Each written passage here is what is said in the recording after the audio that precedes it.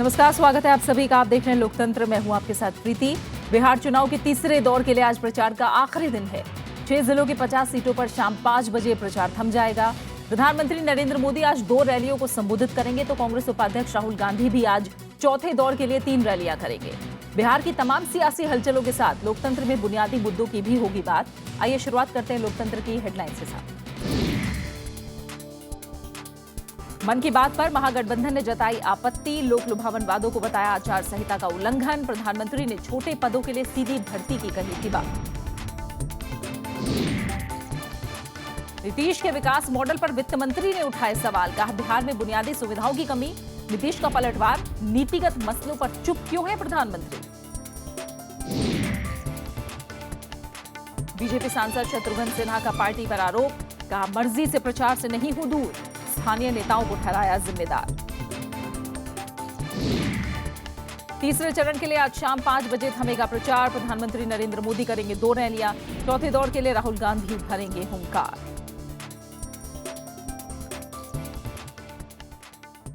लोकतंत्र की शुरुआत करते हैं प्रधानमंत्री नरेंद्र मोदी के मन की बात कार्यक्रम को लेकर उठी आपत्ति की खबर के साथ। महागठबंधन कार्यक्रम की शिकायत करने के लिए चुनाव आयोग के ऑफिस महागठबंधन पहुंच चुका है। जेडीयू नेता केसी त्यागी चुनाव आयोग के ऑफिस में मौजूद हैं। आपको बता दें कि प्रधानमंत्री के इस कार्यक्रम का रविवार को प्रसारण हुआ था। महागठबंधन का आरोप है कि सरकारी नौकरियों में सीधी भर्ती करने का बयान देकर प्रधानमंत्री ने आचार संहिता का उल्लंघन किया है। इससे पहले भी महागठबंधन ने बिहार चुनाव का हवाला देते हुए इस कार्यक्रम की 12वीं कड़ी के प्रसारण के रोक की मांग की थी। और आइए इस पर अपडेट लेते हैं। विपिन चौहान हमारे संवाददाता मौजूद हैं, दिल्ली से हमारे साथ जुड़े हुए हैं। विपिन, महागठबंधन के नेता पहुंच चुके हैं, क्या किसी नेता से आपकी बात हो पाई, क्या कह रहे हैं इस वक्त? जी प्रीति, महागठबंधन के नेता यहाँ पर पहुंच चुके हैं। केसी त्यागी और केसी मित्तल यहाँ पर आ गए हैं कांग्रेस की तरफ से, और वो अभी ऑफिस में ही है चीफ इलेक्शन कमिश्नर के। लेकिन जो पहले उनसे बात हुई थी केसी त्यागी से, वो उनका कहना है कि जिस तरह से प्रधानमंत्री ने अपने कार्यक्रम मन की बात में केंद्रीय नौकरियों में जो साक्षात्कार था उसे हटाने की जो बात कही थी, वो कहीं ना कहीं राजनीतिक लाभ के लिए बात कही गई थी, जो चुनाव आचार संहिता का सीधा उल्लंघन है। इसी को लेकर वो अपनी शिकायत दर्ज कराने के लिए यहाँ पर पहुंचे हैं। और फिलहाल अभी चुनाव आयोग की तरफ से किसी तरह की कोई प्रतिक्रिया नहीं आई है। लेकिन जिस तरह से बिहार में चुनाव अपने तेजी पर है और आरोप प्रत्यारोप का दौर जो लगातार जारी है, उसी का चलते हुए कोई भी मुद्दा छोड़ना नहीं चाहता। इसी के चलते दबाव एक तरह से बनाने की रणनीति कह सकते हैं इसे। महागठबंधन के नेता आज अपनी शिकायत दर्ज कराने के लिए यहाँ पहुंचे हैं। हाँ, और विपिन, पहले तो मन की बात कार्यक्रम पर ही महागठबंधन ने सवाल उठाए थे, लेकिन चुनाव आयोग ने मन की बात कार्यक्रम को हरी झंडी दी। अब जरूर एक मसला उठाया और ये देखने वाली बात है कि चुनाव आयोग इस पर क्या कदम उठाता है, क्या ऐसे आचार संहिता का उल्लंघन मानता है या नहीं। लेकिन लगता है कि चुनाव के मद्देनजर महागठबंधन भी अपनी तरफ से कोई मौका नहीं छोड़ना चाहता और हो सकता है कि हमें आखिरी 5वें चरण तक इस तरह की शिकायतें मिलती ही रहे देखने को। जी बिल्कुल, इससे पहले भी चुनाव आयोग में महागठबंधन ने शिकायत की थी प्रधानमंत्री के कार्यक्रम को लेकर। जो मन की बात उनका कार्यक्रम है उसको लेकर कि उसकी रोक लगनी चाहिए जब तक बिहार में चुनाव जारी है। लेकिन उस पर चुनाव आयोग ने किसी तरह की रोक नहीं लगाई।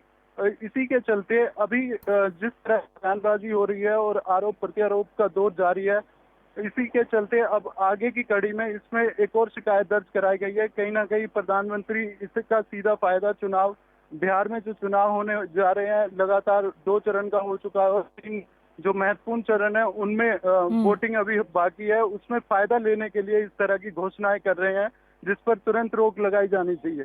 बहुत बहुत शुक्रिया जी विपिन, आप हमारे साथ जुड़े, बहुत बहुत शुक्रिया। महागठबंधन के नेता पहुंचे हुए हैं चुनाव आयोग के दफ्तर और मन की बात कार्यक्रम को लेकर प्रधानमंत्री नरेंद्र मोदी पर निशाना साधा है। उन्होंने कहा है कि लोक लुभावन वादा किया गया, जिस तरह से सीधी भर्ती की बात कही गई, निम्न पदों को लेकर साक्षात्कार नहीं होगा, इसका ऐलान प्रधानमंत्री ने किया। ये आचार संहिता का उल्लंघन ऐसा महागठबंधन मानता है और इसे लेकर शिकायत करने पहुंचा है। आइए आगे बढ़ते हैं। बिहार विधानसभा चुनाव के तीसरे चरण के मतदान के लिए आज शाम 5 बजे प्रचार का शोर थम जाएगा। प्रचार के आखिरी दिन सभी पार्टियों ने पूरी ताकत लगा दी है। शाम 5 बजे प्रचार थमने के बाद उम्मीदवार घर घर दस्तक देकर मतदाताओं को रिझाने की कोशिश करेंगे। विधानसभा चुनाव के इस दौर में वैशाली, नालंदा, पटना, भोजपुर और बक्सर 6 जिलों की 50 विधानसभा सीटों पर 28 अक्टूबर को वोट डाले जाएंगे। इस दौर की 50 विधानसभा सीटों में से 8 विधानसभा सीटें अनुसूचित जाति के लिए आरक्षित हैं।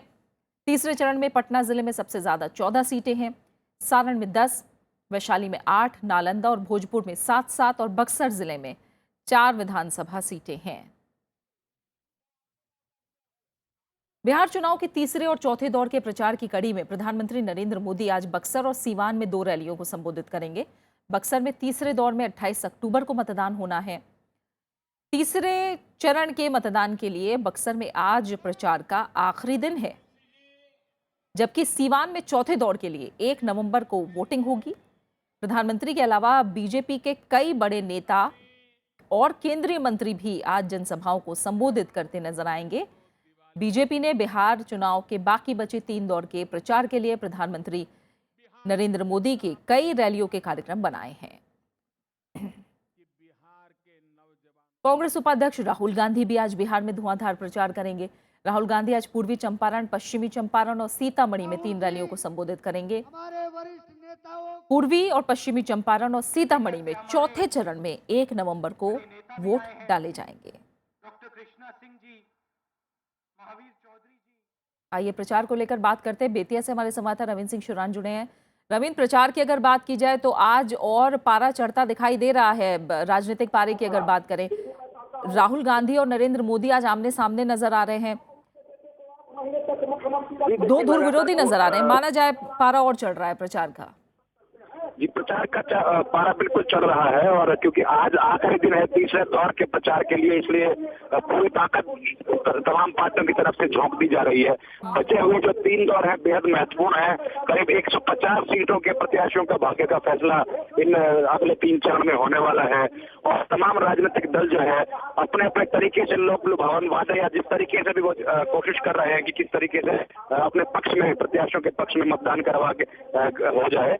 और आज राहुल गांधी की 3 जगह जो रैलियां हैं, पश्चिमी चंपारण, पूर्वी चंपारण और सीतामढ़ी में, तो जो आखिरी के 2 चरण हैं उनमें करीब 20 सीटें ऐसी हैं जहां पर कांग्रेस पार्टी चुनाव लड़ रही है। कुल 40 में से तो बेहद महत्वपूर्ण ये दोनों चरण कांग्रेस पार्टी के लिए हैं। और इसके अलावा प्रधानमंत्री नरेंद्र मोदी की जो कल से उन्होंने रैलियां एक बार दोबारा से शुरू की है, कल 4 रैलियों को संबोधित किया था, आज वो बिहार में 2 रैलियों को संबोधित करने वाले हैं और कल आने वाले कल में भी वो 3 रैलियों को अलग अलग जगह पे संबोधित करेंगे। पार्टी अध्यक्ष अमित शाह भी अलग अलग क्षेत्रों में रैलियों को संबोधित कर रहे हैं। उधर महागठबंधन की तरफ से नीतीश कुमार ने कल 8 रैलियां संबोधित की हैं और आज भी उनका इतनी रैलियां संबोधित करने का कार्यक्रम है। और लालू प्रसाद यादव भी लगातार, इसके अलावा तीसरे मोर्चा जो है उसमें अखिलेश यादव मुख्यमंत्री जो है उत्तर प्रदेश के और मुलायम सिंह यादव जो है वो रैलियां कर रहे हैं। तीसरे मोर्चे के भी तमाम बड़े नेता और राजनीति के 2 धुर विरोधी कांग्रेस उपाध्यक्ष राहुल गांधी, प्रधानमंत्री नरेंद्र मोदी भी आज तीसरे और चौथे दौर के लिए हमें प्रचार करते बिहार में नजर आएंगे। आइए आगे बढ़ते हैं। तीसरे और चौथे दौर के प्रचार की कड़ी में आपको बता दें कि मुख्यमंत्री नीतीश कुमार और साथ ही आरजेडी अध्यक्ष लालू प्रसाद यादव भी आज कई रैलियों को संबोधित करेंगे। नीतीश कुमार पालीगंज, आरा, मनेर, मसौड़ी, हरनौत और बिहार शरीफ में जनसभाओं को संबोधित करेंगे। बीजेपी के वरिष्ठ नेता और वित्त मंत्री अरुण जेटली ने नीतीश कुमार के विकास मॉडल को खारिज किया है। उन्होंने कहा कि नीतीश का मॉडल बिहार का विकास करने में नाकाम रहा है। वित्त मंत्री ने रविवार को मुजफ्फरपुर में बुद्धिजीवियों के सम्मेलन में यह बात कही। उन्होंने कहा कि बिहार के विकास के लिए एनडीए ने जो 6 सूत्र दिए हैं उसके जरिए ही हकीकत में राज्य का विकास होगा। अरुण जेटली ने पहले और दूसरे दौर के मतदान में एनडीए की बढ़त का दावा भी किया। उन्होंने कहा कि बाकी बचे तीनों दौर में एनडीए को भारी जीत मिलेगी। भारतीय जनता पार्टी ने तो अपनी पूरी क्षमता के हिसाब से सैक्रिफाइस भी हम लोगों ने किया। सैक्रिफाइस मैं इसलिए कह रहा हूं कि अगर कई बार कम सीट लड़नी पड़ी तो वो भी हम लोग लड़े। जब एनडीए 2 की सरकार बनी तो जेडीयू की नीयत में खोट आ चुका था और शायद उसका एजेंडा भी भटक चुका था। मुख्यमंत्री नीतीश कुमार ने एक बार फिर प्रधानमंत्री नरेंद्र मोदी पर निशाना साधा। उन्होंने कहा कि प्रधानमंत्री सिर्फ वादे करते हैं और उसे पूरा नहीं करते। नीतीश कुमार ने प्रधानमंत्री से पूछा है कि काले धन पर जनता से किए गए वादे का क्या हुआ। युवाओं को रोजगार और बिहार को विशेष राज्य का दर्जा देने का वादा प्रधानमंत्री ने अब तक पूरा क्यों नहीं किया? नीतीश कुमार ने बीजेपी अध्यक्ष अमित शाह पर भी निशाना साधते हुए कहा कि बीजेपी को हार का अंदेशा है, इसलिए पार्टी के नेता हताश हो गए हैं। कौन काम कर रहे हैं आज के लिए? या तो प्रधानमंत्री बनने के बाद या तो विदेश जाते हैं और नहीं तो चुनाव यात्रा पर निकलते हैं। समस्याएं बढ़ती चली जा रही हैं। इन्होंने जो वायदे किए उसको तो नहीं ही पूरा किया। आरजेडी अध्यक्ष लालू प्रसाद यादव ने प्रधानमंत्री नरेंद्र मोदी पर निशाना साधा। उन्होंने अपनी पार्टी के नाम वाले प्रधानमंत्री के बयान का जवाब देते हुए कहा कि बीजेपी हार से हताश में है, इसलिए वो ऐसे बयान दे रही है। उन्होंने दावा किया कि बिहार में बीजेपी की लहर नहीं है। ये सब फजूला, सबको कोई अब इशू नहीं मिल रहा है। जादू टोना का पार्टी भारतीय जनता पार्टी है। मंत्र तंत्र षड्यंत्र करता है वो लोग। ये जो इनके पास कोई मुद्दा नहीं है। अब इनको ये जादू टोना का जो बात करता है, ये सब वही पार्टी है, ये बीजेपी। अब भाजपा हवा निकल गया इनका, मोदी का हवा निकल गया, अब चिचियाते रहे। आरजेडी अध्यक्ष लालू प्रसाद यादव ने बीजेपी अध्यक्ष अमित शाह पर निशाना साधा है। उन्होंने अमित शाह के उस बयान को आड़े हाथों लिया जिसमें उन्होंने कहा कि बिहार में कोई दलित या महादलित सीएम नहीं बनेगा। लालू प्रसाद यादव ने कहा कि बीजेपी दलित और महादलित दोनों को धोखा दे रही है। लालू प्रसाद यादव ने आरक्षण के मुद्दे पर भी एनडीए को एक बार फिर घेरने की कोशिश की। अमित शाह ने सर कहा है कि कोई दलित या महादलित या मांझी सीएम नहीं होंगे। तो उसका वही चरित्र है बीजेपी का, आरएसएस का। बीजेपी सांसद शत्रुघ्न सिन्हा ने एक बार फिर पार्टी से नाराजगी जाहिर की है। उन्होंने कहा कि वो अपनी मर्जी से प्रचार से दूर नहीं है। वो चाहते हैं कि चुनाव में पार्टी के लिए प्रचार करें। उन्होंने स्थानीय नेताओं पर आरोप लगाते हुए कहा कि उनके खिलाफ पार्टी के बड़े नेताओं को गलत जानकारी दी गई है। हालांकि उन्होंने किसी भी नेता का नाम नहीं लिया। और यहाँ पर एक छोटे से ब्रेक के लिए रुकेंगे और ब्रेक के बाद आपको दिखाएंगे पटना साहिब के सियासी समीकरण।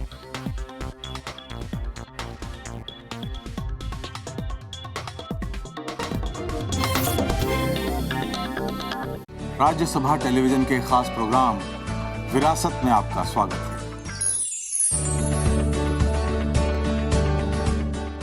नया कलेवर, नया अंदाज, नए रूप में विरासत का आगाज। देखिए हर बार नया किरदार। उनकी नजर उनका शहर के बाद विरासत का इंद्रधनुषी संसार, सिर्फ राज्यसभा टीवी पर। आपका मुद्दा,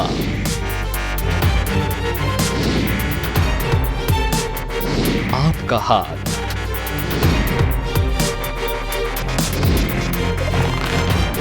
सरकार तक पहुंचेगा आपका सवाल।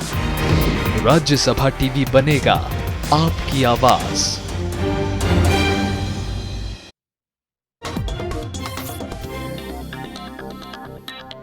जेडीयू विधायक सत्यदेव कुशवाहा पर कथित रूप से पैसे लेने का आरोप लगा है।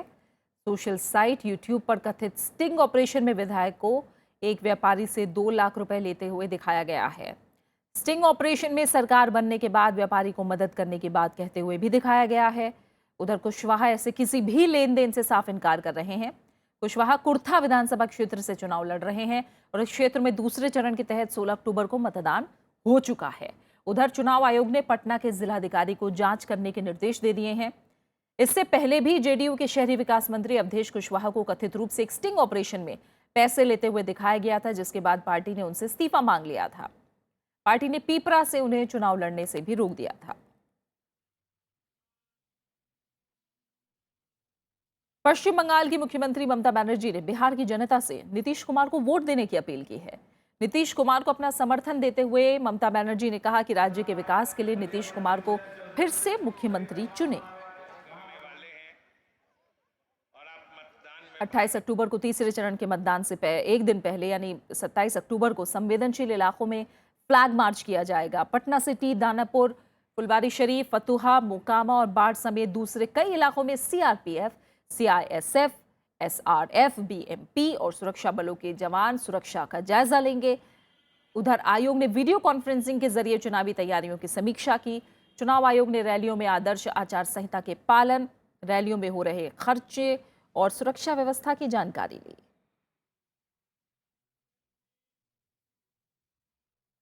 राजधानी की पटना साहिब सीट पर इस बार दिलचस्प मुकाबले के आसार हैं।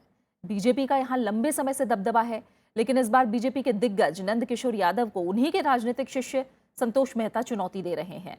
बीजेपी नेता शत्रुघ्न सिन्हा इसी लोकसभा सीट से जीतकर संसद पहुंचे हैं, लेकिन महागठबंधन ने इस बार यहां अपनी पूरी ताकत झोंक दी है।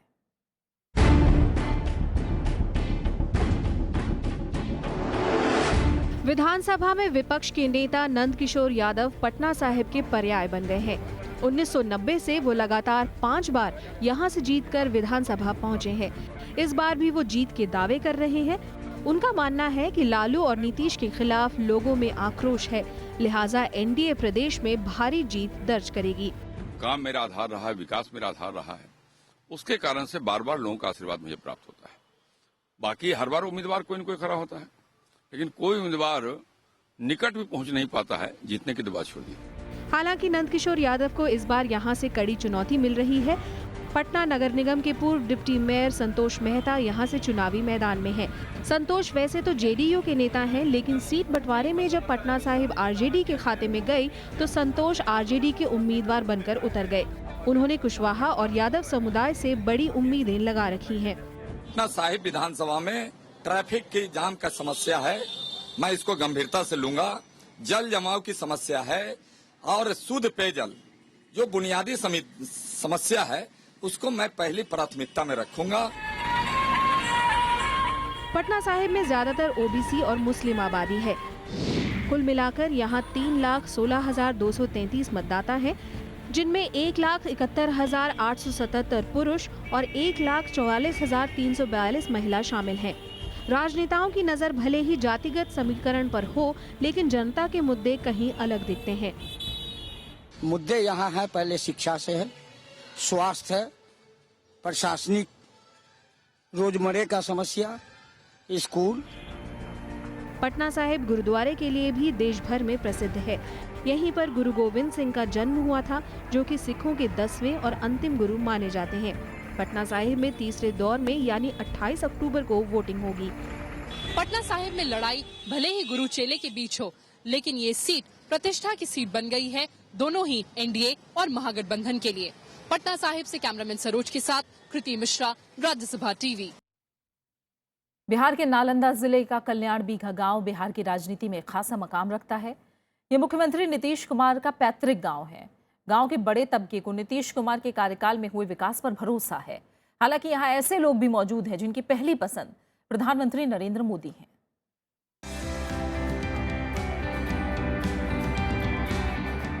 बिहार का कल्याण बीघा ना तो जिला है और ना ही कोई विधानसभा,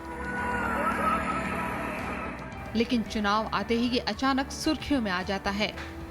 नालंदा जिले की इन पक्की सड़कों से आप मुख्यमंत्री नीतीश कुमार के इस पैतृक गांव आसानी से पहुंच सकते हैं। गांव में घुसते ही 20 बिस्तरों का अस्पताल, 2 मंजिला हाई स्कूल और आईटीआई कल्याण बीघा के विकास की कहानी बयां करते हैं। गांव में एक शूटिंग रेंज भी है और कृत्रिम तालाब के किनारे बनाया गया भव्य मंदिर गांव को 4 चांद लगाता है। गांव में 24 घंटे बिजली रहती है और पानी के भी खास इंतजाम हैं। इन सारी सुविधाओं के कारण गांव के ज्यादातर लोग नीतीश कुमार को अपनी स्वाभाविक पसंद मानते हैं। हम नीतीश बाबू के वोट देते हुए आ रहे हैं, आज तक देते रहेंगे और जिंदगी भर जब तक जिंदा रहें, जब तक वोट इनका देता रहे। वहीं युवाओं के एक तबके को नीतीश लालू की जुगलबंदी रास नहीं आ रही। इस बात पर वो नीतीश का खुलकर विरोध कर रहे हैं। उन्हें लगता है कि प्रधानमंत्री नरेंद्र मोदी उनकी आवाज बन सकते हैं और केंद्र और राज्य में एक ही दल की सरकार होने का फायदा युवाओं को मिलेगा। मोदी ने हम लोग को नौकरी का वादा किए हैं, तो वादा किए हैं नौकरी देंगे, तो ऐसा थोड़ी है मोदी को वोट जरूर देंगे, ऐसा नहीं है। हम क्या सब साथ मिल के देंगे, ऐसा थोड़ी है। मतलब पूरा गांव मिल के देंगे, ऐसा थोड़ी है। जिसको मतलब कि नौकरी देंगे उनको वोट देंगे। गांव के एक कोने में फूस से बने इस मकान में नीतीश कुमार की कई पीढ़ियों ने जिंदगी गुजारी है। ये घर आज भी वैसा ही है जैसे 6 दशक पहले था। चुनाव आते ही देश भर की मीडिया के जमावड़े को स्थानीय लोग गर्व का मौका मानते हैं। मीडिया वाले लोग तो डेली आ रहे हैं, लेकिन मीडिया वाले से बच के भी रहना पड़ता है कि बोलते हैं कुछ, निकाल भी देते हैं कुछ, थोड़ा सा संभल के बोलना पड़ता है, लेकिन ऐसा कहीं है नहीं। और काफी विकास हुआ है सब जात में, सब लोग एकदम एग्री हैं पूरे। स्थानीय लोगों की माने तो नीतीश कुमार साल में 2 से 3 बार गांव जरूर आते हैं। कल्याण बीघा नालंदा जिले की हरनौत विधानसभा सीट के तहत आता है। नीतीश ने यहां से मौजूदा विधायक हरि नारायण सिंह को टिकट दिया है। कल्याण बीघा में लोगों को अपने मुख्यमंत्री से शिकायतें भी हैं, उम्मीदें भी हैं, तो उनकी प्रशंसा भी करते हैं। बिहारी वर्सेस बाहरी, Bihar model of development versus Gujarat model of development पर भी चर्चा गर्म है। लेकिन सवाल ये उठता है कि कल्याण बीघा के विकास के मॉडल को दूसरे गांव पर क्यों नहीं लागू किया जा सका, जो अभी भी सड़क, बिजली और पानी को तरसते हैं। कल्याण बीघा से कैमरामैन सरोज के साथ कृति मिश्रा, राज्यसभा टीवी। बिहार चुनाव में जातीय और सांप्रदायिक ध्रुवीकरण की कोशिशें हो रही हैं। दादरी जैसी घटनाओं की गूंज भी चुनाव में सुनाई दे ही रही है। बावजूद इसके ऐसे इलाके भी हैं जहां जाति धर्म से ऊपर उठकर लोग विकास के मुद्दे को तरजीह दे रहे हैं। पटना जिले का खजुरार गांव इसकी मिसाल है। देखिए राज्यसभा टीवी की खास रिपोर्ट।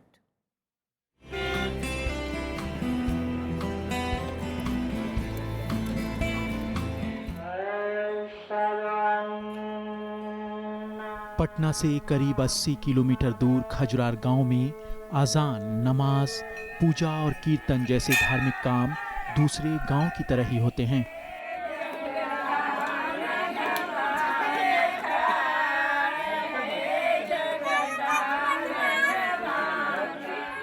लेकिन यहाँ जात और मजहब के नाम पर नफरत नहीं, भाईचारा और मोहब्बत ही खजुरार का मजहब है। मुकामा विधानसभा क्षेत्र में 10,000 की आबादी वाले इस गांव में मुस्लिम समुदाय के सिर्फ 400 लोग हैं। गांव में महादलित समुदाय की आबादी भी है, लेकिन आज़ादी के बाद से अब तक किसी भी समुदाय के बीच यहाँ तनाव की कोई वारदात नहीं हुई। मैं देखा हिंदू और मुसलमान भाई आपस में गले से गले मिलते रहे और कहीं किसी तरह का विवाद यहाँ पर नहीं हुआ। हमारे यहाँ तो धर्म के बारे में कोई नहीं है, हिंदू मुस्लिम और यादव जो भी हैं सभी एक साथ रहते हैं। हमारा गांव आज तक हिंदू मुस्लिम एकता का मिसाल रहा है। खजुरार बिहार के किसी दूसरे गांव जैसी ही तस्वीर पेश करता है। विकास के पैमाने पर गांव बेहद पिछड़ा है। सड़कें खस्ताहाल हैं, पानी बिजली की किल्लत है, शिक्षा और स्वास्थ्य सुविधाओं की हालत बेहद खराब है। लोगों की शिकायत है कि नेता विकास के मुद्दों से ध्यान भटकाने के लिए जाति धर्म का मुद्दा उठाते हैं। जो फिरका प्रस्त लोग हैं वही जातीय मुद्दे पर बांटकर चुनाव में अपना उल्लू सीधा करना चाहते हैं। जो इस तरह की धर्म के आधार पर राजनीति करते हैं या आपस में तनाव फैलाते हैं या बहुत सारी चीज़ें करते हैं, तो हमारे गांव से सीखिए। चुनावी मौसम में प्रचार चरम पर है, लेकिन खजुरार में जाति धर्म का मुद्दा गायब है। यहाँ लोग विकास मांग रहे हैं। ऐसे में सभी को खजुरार से सबक लेने की जरूरत है, ताकि विकास के मुद्दे से सियासी दल मुंह न मोड़ पाएं। खजुरार गांव में आज भी मजहब इबादत के लिए है, सियासत के लिए नहीं। फिरका परस्त ताकतों की सारी साजिशें इस गांव में आकर नाकाम हो जाती हैं।